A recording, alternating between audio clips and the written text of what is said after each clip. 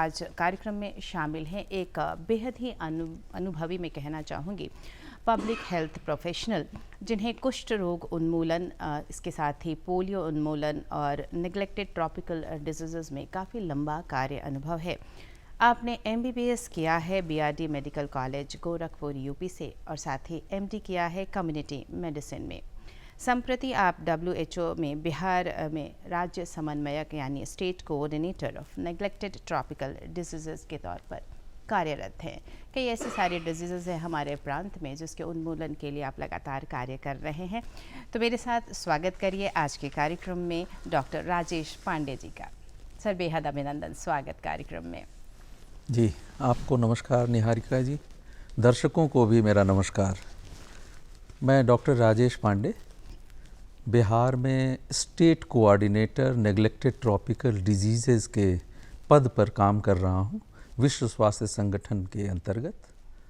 जी, विश्व स्वास्थ्य संगठन से जुड़ना अपने आप में मैं कहूँगी एक बड़े स्तर पर आप एक बड़ी कम्युनिटी के लिए कार्य कर रहे हैं। सबसे पहला सवाल, जो WHO है ये कार्य कर रहा है, मोटे तौर पर हम जानते हैं कि ये विश्व स्तर पर कार्य कर रहा है और लोगों के स्वास्थ्य स्तर को ऊंचा करने के लिए कार्य कर रहा है, साथ ही विकासशील देशों के लिए भी लगातार प्रयासरत है। इसके मुख्य उद्देश्य और किस तरह कार्य कर रहा है, ये कुछ जानकारी चाहूँगी अपने दर्शकों के लिए। सबसे पहले विश्व स्वास्थ्य संगठन एक UN ऑर्गेनाइजेशन है जी, जो वर्ल्ड के डिफरेंट कंट्रीज़ यानी मेंबर स्टेट्स का एंडोर्समेंट है इसमें।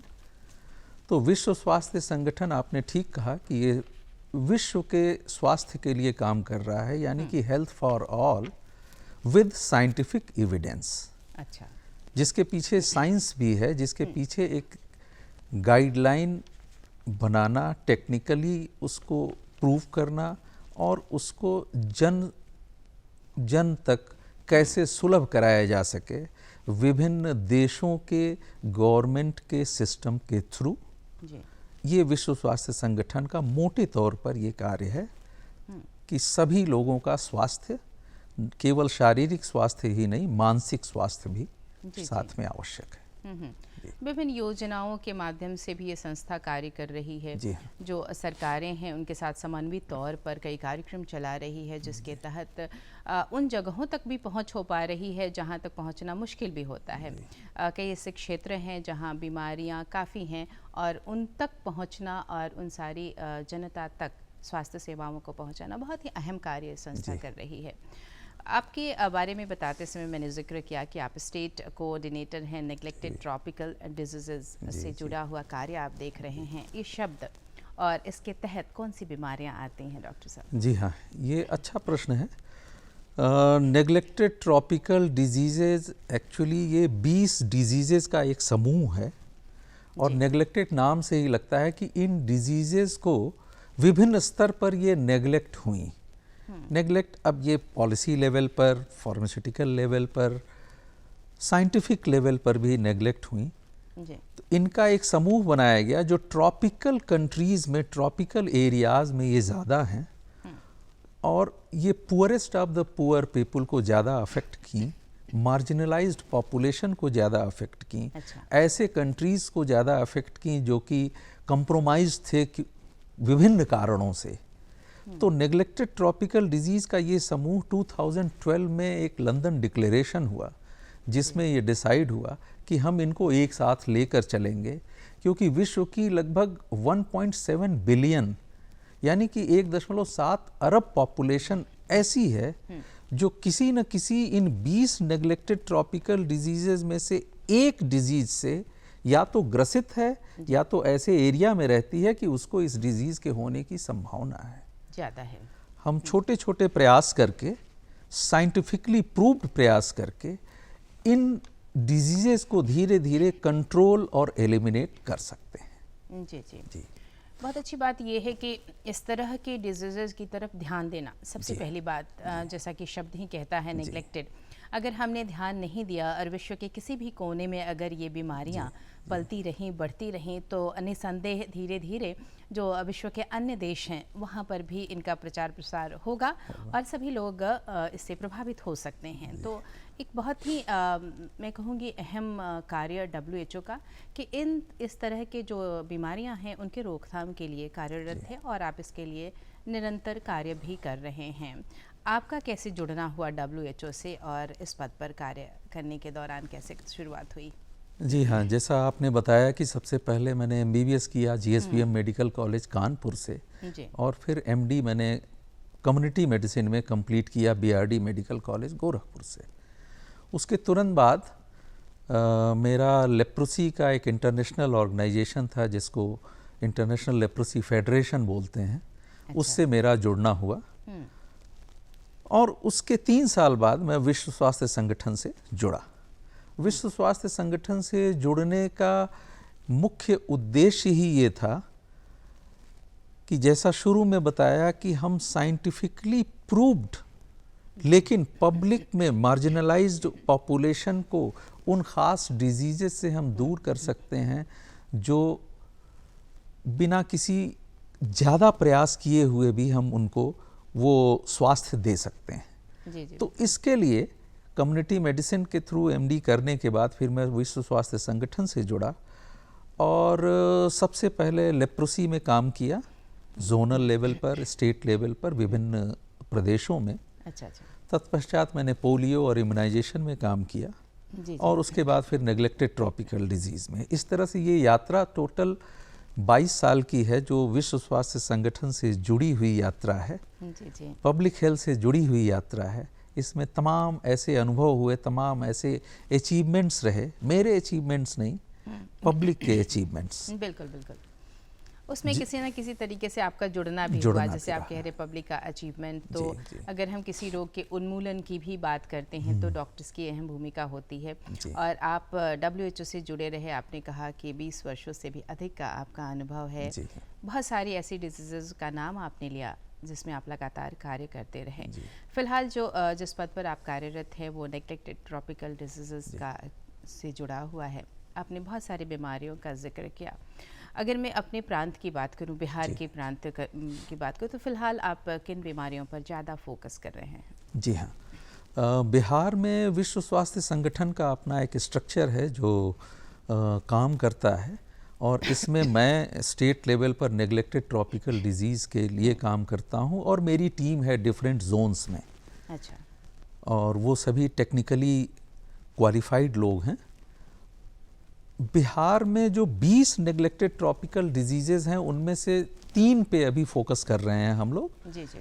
जिसमें एक कालाजार है, अच्छा। दूसरा लिम्फेटिक फाइलेरियासिस जिसको कई बार हम हाथी पांव कहते हैं, और तीसरा लेप्रोसी, कुष्ठ रोग। इसके अतिरिक्त कुछ डिजीज़ेज और हैं जैसे डेंगी, सॉइल ट्रांसमिटेड हेलमिंथ जो डीवर्मिन जो प्रोग्राम है, इसमें भी टेक्निकली सपोर्ट करते हैं, लॉजिस्टिक्स का भी सपोर्ट है। तो ये मुख्य रूप से ये 5 डिजीज़ेज हैं जिसमें से 3 में हम फील्ड लेवल पे उस स्तर तक जाकर काम करते हैं और बाकी 2 डिजीज़ेज में स्टेट लेवल पर टेक्निकल सपोर्ट देते हैं। अच्छा अच्छा। आपने जिक्र किया जिन बीमारियों का, उनमें से एक नाम फाइलेरिया का भी आपने लिया। अगर हम आसपास भी देखते हैं ना तो ये हाथी पाँव की जो समस्या है वो काफ़ी दिखती है और लोग बड़े परेशान होते हैं, काफ़ी पेनफुल भी होती है ये बीमारी। मैं चाहूँगी कि आप हमारे दर्शकों के लिए बताएं कि जो फाइलेरिया की समस्या है इसकी मुख्य वजह क्या होती है और कैसे इसके लक्षण क्या होते हैं? फाइलेरिया, पहले मैं भारत से अगर शुरू करूं तो फाइलेरिया का जो ओवरऑल कितना है फाइलेरिया की, इसकी एंडेमिसिटी कितनी है, तो भारत की लगभग आधी पॉपुलेशन ऐसे प्रदेश, ऐसे क्षेत्र, ऐसे ज़िले, ऐसे ब्लॉक्स में रहती है जिनको फाइलेरिया होने के चांसेस हैं। यानी कि लगभग 630 मिलियन पॉपुलेशन, 63 करोड़ के आसपास की पॉपुलेशन ये ऐसे रहती है। बिहार की बात करें तो बिहार 38 ज़िले हैं, ये सारे 38 ज़िले फाइलेरिया के लिए एंडेमिक हैं, अच्छा। एंडेमिक का मतलब ये है कि चाहे वो किशनगंज में व्यक्ति हो या पटना में हो, उसको फाइलेरिया होने के चांसेस हैं, क्योंकि फाइलेरिया का ट्रांसमिशन लगातार हो रहा है। अच्छा। अब फाइलेरिया का ट्रांसमिशन कैसे होता है? तो एक खास तरह का परजीवी होता है जिसको हम नेमाटोड बोलते हैं। जी। ये परजीवी क्यूलेक्स मॉस्किटो के द्वारा इन्फेक्टेड व्यक्ति को जब वो काटता है तो ब्लड के साथ साथ इस परजीवी को भी वो अपने साथ ले जाता है, और वही मच्छर कुछ दिनों बाद अगर किसी दूसरे नॉन इन्फेक्टेड व्यक्ति को काटेगा तो वो इन्फेक्शन उस तक पहुंचा देगा। जी जी जी जी। अब ये इन्फेक्शन उसके शरीर में जाने के बाद उसके शरीर का जो लिम्फेटिक सिस्टम है, जैसे ब्लड सिस्टम होता है वैसे लिम्फेटिक सिस्टम है जो मुख्य रूप से शरीर की प्रतिरोधी क्षमता में काम करता है। जी जी। अमूमन ये बीमारी बचपन में लग जाती है एंडेमिक एरिया में, और इसके लक्षण 10 से 15 साल बाद प्रकट होते अच्छा। हैं। तो ये तब तक लिम्फेटिक सिस्टम को काफ़ी हद तक डैमेज यानी नुकसान पहुंचा चुका होता है। हम चर्चा कर रहे थे कुछ बीमारियों से जुड़ी हुई, और पहला जिक्र हमने किया था फाइलेरिया से जुड़ी हुई। आपने बताया कि इसका ट्रांसमिशन मच्छरों के माध्यम से ही होता है। कई सारी ऐसी बीमारियां हैं जो मच्छरों के माध्यम से ट्रांसमिट होती हैं। कुछ विशेषता है क्या इससे जुड़े मच्छर की? जी हाँ, ये एक बड़ा इंटरेस्टिंग साइंस भी है कि मच्छर, जैसे हम डेंगू से शुरू करें कि डेंगू के मच्छर ये एक स्पेशली ये प्रातःकाल और सायंकाल यानी गोधूली बेला में और भोर में इनकी काटने की टेंडेंसी ज़्यादा होती है। तो हर मॉस्किटो की अपनी एक डायनेमिक्स है। तो फाइलेरिया को फैलाने वाला मच्छर है क्यूलेक्स। अच्छा। और क्यूलेक्स मुख्य रूप से ये रात में 8 बजे से 12 बजे 1 बजे तक इसकी बाइटिंग हैबिट बहुत ज़्यादा है। वो जोड़ता है उस चीज़ से कि उसी टाइम ब्लड में फाइलेरिया के जो परजीवी हैं वो भी बाहर निकलते हैं लिम्फेटिक सिस्टम से।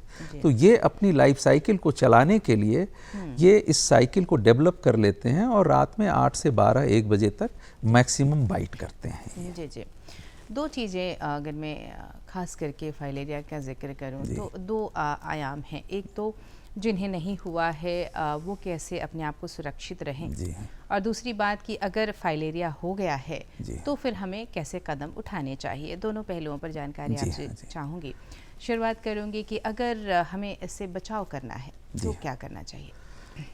इसको मैं इस तरह से शुरू करूँगा कि हम लोगों का कर्तव्य क्या है कि स्वस्थ के स्वास्थ्य की रक्षा करना, और दूसरा जो अस्वस्थ हैं उनको स्वस्थ करना। बिल्कुल एग्जैक्टली वही जो आपने बात कही कि जिनको नहीं हुआ है उनको क्या करना चाहिए। तो इसके लिए एक प्रिवेंटिव इसकी स्ट्रेटजी है जिसको मास ड्रग एडमिनिस्ट्रेशन बोलते हैं, सर्वजन दवा सेवन, जिसमें सभी लोगों को वर्ष में एक बार फाइलेरिया रोधी दवा का सेवन करना होता है जो फ्री ऑफ कॉस्ट है, और जगह जगह टीम जाती है, आशा बहनें हैं और फ्रंटलाइन वर्कर्स हैं जो माइक्रो प्लान बनाकर वो दवा खिलाते हैं ताकि होने ना पाए। अच्छा। वर्ष में एक बार ही खाना है। अगर 5 साल तक उन्होंने लगातार खा लिया तो उसके बाद पूरा प्रदेश इससे मुक्त हो जाएगा। बहुत बढ़िया। अब आया कि जिनको हो गया, तो फाइलेरिया, शायद बहुत लोगों को ये नहीं मालूम होगा कि हाइड्रोसील के एंडेमिक कंट्रीज में 80% केसेस वो फाइलेरिया के कारण होते हैं। जी। तो जिनको हाइड्रोसील की परेशानी है उनके बहुत सारे कॉम्प्लिकेशन से उनका जीवन बहुत सारी परेशानियों से घिरा रहता है। तो ये साधारण तौर पे फ्री ऑफ कॉस्ट गवर्नमेंट के सिस्टम में इनको ऑपरेट किया जा सकता है। छोटा सा ऑपरेशन है और वो ठीक किया जा सकता है। तो ये तो ज़ीरो हो सकता है। और दूसरा, जिनको हाथी पांव हो गया, मैंने शुरू में बताया था कि एक बार लिम्फेटिक सिस्टम डैमेज होने के बाद वो फिर दोबारा बनता नहीं है, जितना डैमेज हो गया हो गया। हम उनके हाथी पांव को कैसे सुरक्षित रखें, सेल्फ केयर प्रैक्टिस कैसे करें, इसमें भी एक सिस्टम लाया गया है। सेल्फ केयर किट दी जाए, उन्हें ट्रेनिंग दी जाए, घर पे बैठ के वो कैसे वो सरल एक्सरसाइज कर सकते हैं, जिससे उनके हाथी पांव की विभीषिका को पूरी तरह से तो ख़त्म नहीं किया जा सकता, लेकिन उसके दर्द को, उसकी फ्रीक्वेंसी को कम किया जा सकता है। जी जी। तो आपने ज़िक्र किया दवा के बारे में, आपने बताया कि एक दवा है जिसे हमें ज़रूर ले लेना चाहिए, और मैं ये कहना भी चाहूँगी कि अगर इस तरह की दवा वितरित की जाती है तो हमारे लिए भी, हमारा भी एक कर्तव्य है कि हम दवा ज़रूर लें ताकि फाइलेरिया से हम बचे रहें। जैसा कि आपने कहा कि हमारे यहाँ सभी जो ज़िला हैं वो ब्रॉन हैं इसके लिए।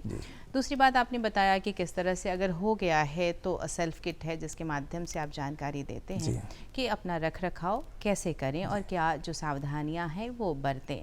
एक सवाल जो आपसे जानना चाहूँगी कि पहुंच कैसे होती है? मान लीजिए कि गांव के किसी सुदूर क्षेत्र में किसी को बीमारी है, लोगों को परेशानियां हैं, उनकी पहुंच आप तक कैसे हो, क्या करते हैं आप? ये बहुत ही अच्छा सवाल है। पहुंच के लिए, इसके लिए एक माइक्रो लेवल पे माइक्रो प्लान बनाया जाता है।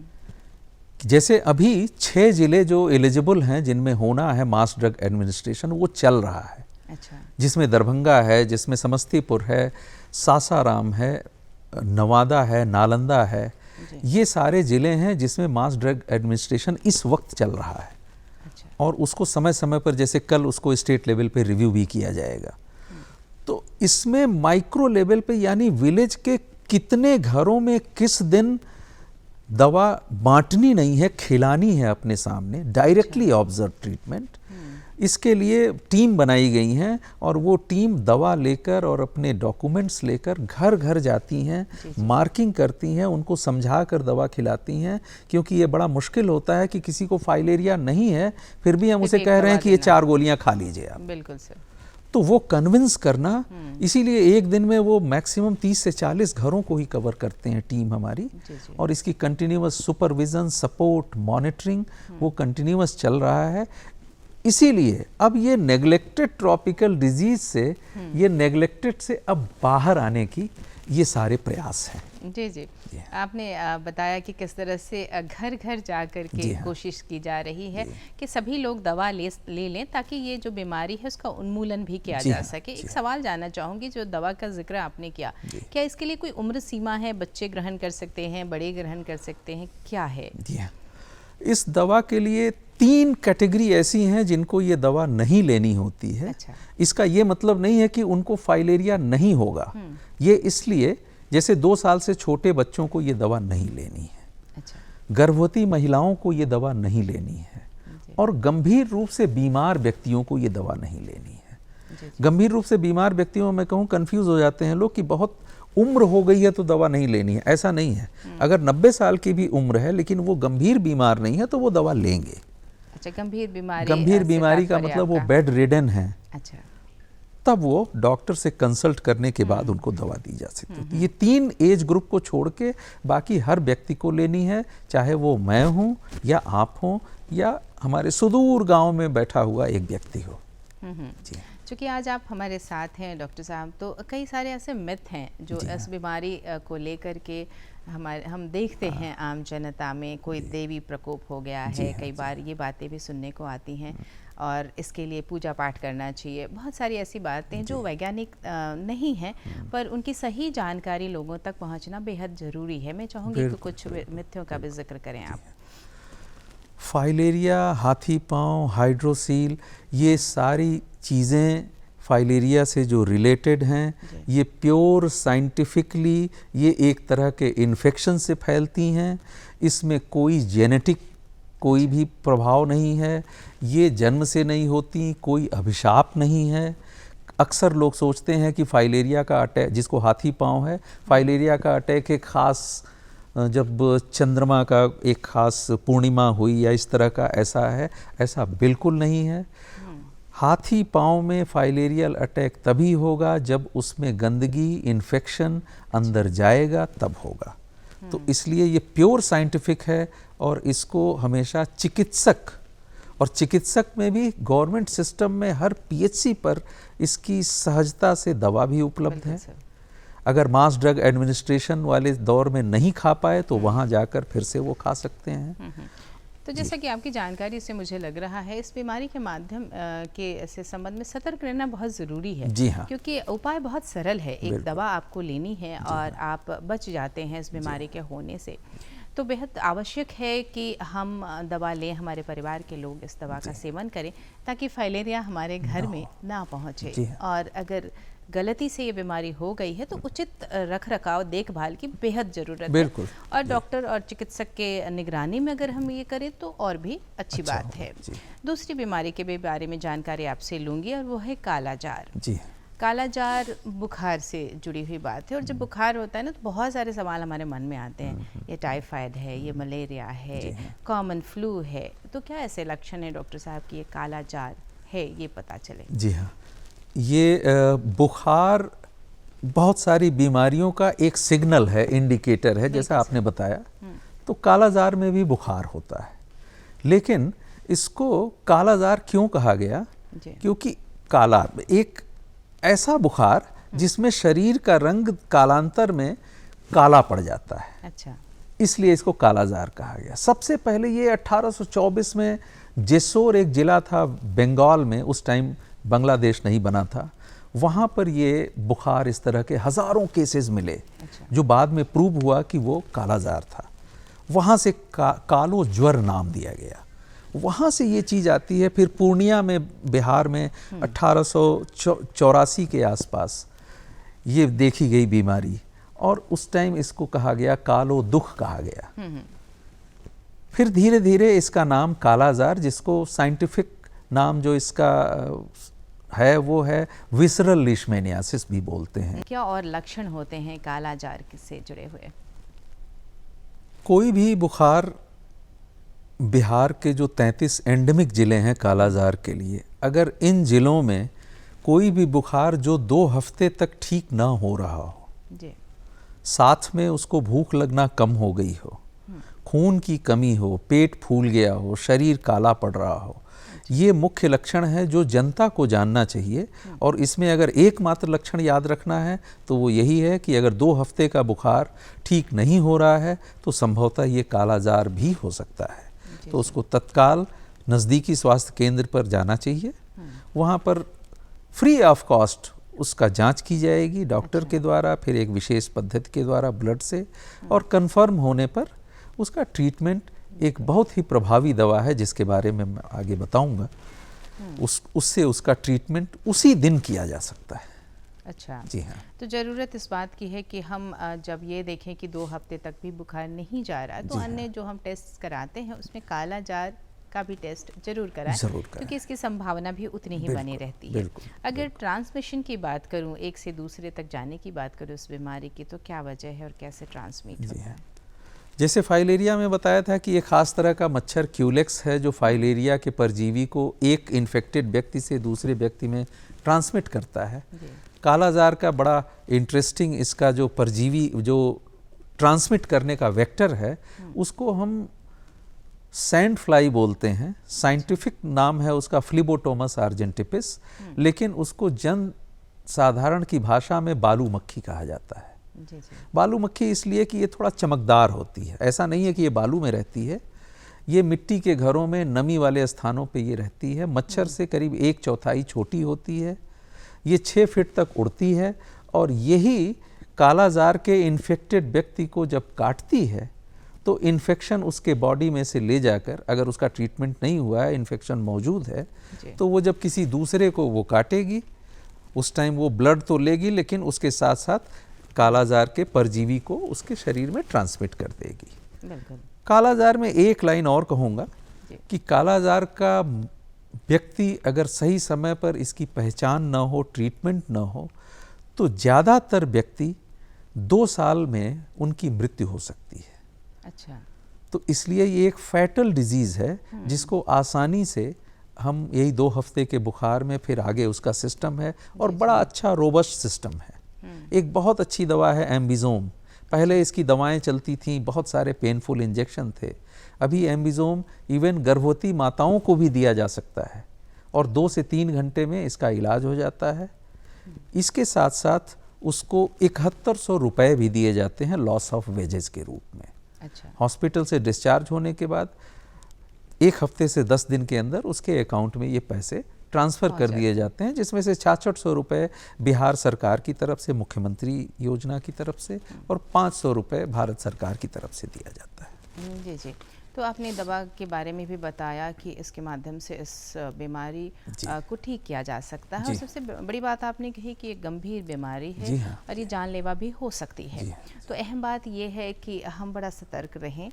और आपने बालू मक्खी का जिक्र किया, तो अपने दर्शकों के लिए जानना ये चाहूँगी कि हम क्या सावधानियाँ बरतें अपने आसपास, ताकि इस तरह ये बालू मक्खी है इसका जो आगमन है वो ना हो और हम बीमारियों से बचे रहें। बालू मक्खी भी नमी के स्थान पे ज़्यादा रहती है, गंदगी से ज़्यादातर मक्खी और मच्छर ये आते ही हैं, तो साफ़ सफाई तो रखनी ही है। इसके साथ साथ इसकी भी जो स्ट्रेटजी है, एक तो स्ट्रेटजी ये है कि मरीज़ को खोजो और उसको ट्रीट कर दो। जी जी। दूसरी स्ट्रेटजी ये है कि बालू मक्खी को मार दिया जाए। अच्छा। तो बिहार चूँकि सबसे ज़्यादा एंडेमिक है, लेकिन अभी बिहार बहुत प्रोग्रेस कर गया। तो बालू वो कैसे प्रोग्रेस किया? इन्हीं उपायों से। तो बालू मक्खी को मारने के लिए एक विशेष विधि है जिसको इंडोर रेजिडुअल स्प्रे बोलते हैं। अच्छा। इसमें एक खास इंसेक्टिसाइड, एक खास तरह के पंप से एक ट्रेंड टीम है जो घर घर जाकर उनके घरों के अंदर इसका छिड़काव करती है, जिसका असर 3 महीने तक रहता है। तो बालू मक्खी उस पर बैठती है और वो मर जाती है।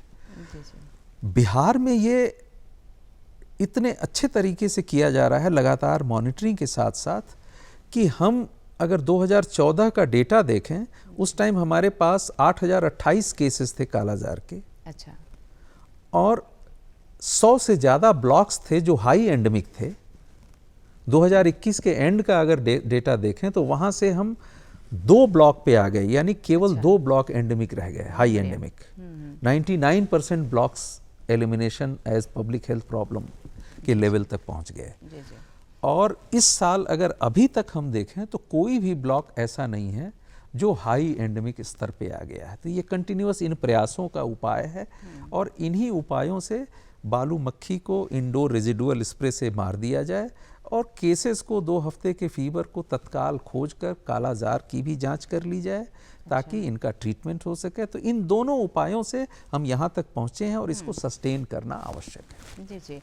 और आपने बताया कि सरकारी स्तर पर जो प्रयास हो रहे हैं, और अपने छिड़काव के बारे में जिक्र किया, काफ़ी हद तक कमी आई है। बहुत अच्छी बात है कि हमने अपने प्रयासों के माध्यम से इन बीमारियों के उन्मूलन की ओर एक कदम बढ़ाया है।